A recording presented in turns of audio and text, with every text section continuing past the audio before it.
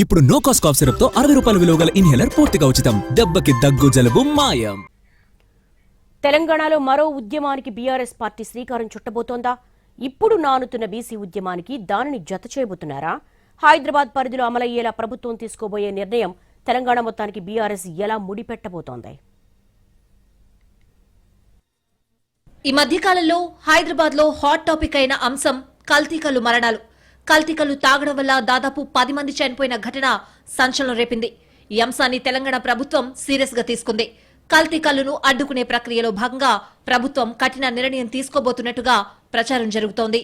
Greater Hyderabad వ్యాప్తంగా కల్లు డిపోలను, కల్లు అమ్మకాలను నిషేధించబోతోందని, త్వరలోనే ప్రభుత్వం ప్రకటన చేస్తుందని ప్రచారం సాగుతోంది.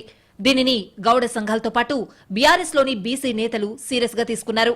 తెలంగాణ ఏర్పడక ముందు హైదరాబాద్ లో కల్లు దుకాణాలుండేవి కాదు. టీఆర్ఎస్ మొదటి ప్రభుత్వమే కల్లు దుకాణాలను తెరిపించింది.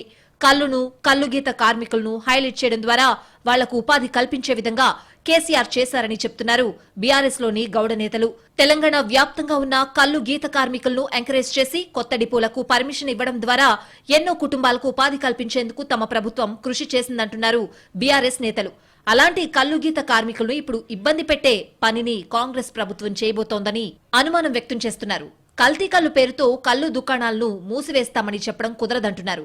కల్లు దుకాణాలను మూసివేయాలన్న ప్రతిపాదన వెనుక లిక్కర్ మాఫియా ఉందని ఆరోపిస్తున్నారు. లిక్కర్ మాఫియా కారణంగానే కల్లు డిపోలను మూసివేసే నిర్ణయాన్ని ప్రభుత్వం తీసుకోబోతోందంటున్నారు. లిక్కర్ మాఫియా ఒత్తిడికి తలొగ్గి కల్లు దుకాణాలను మూసివేసేందుకు ప్రభుత్వం నిర్ణయం తీసుకుంటే ఉద్యమం చేస్తామని హెచ్చరిస్తున్నారు బీఆర్ఎస్ లోని బీసీ నేతలు.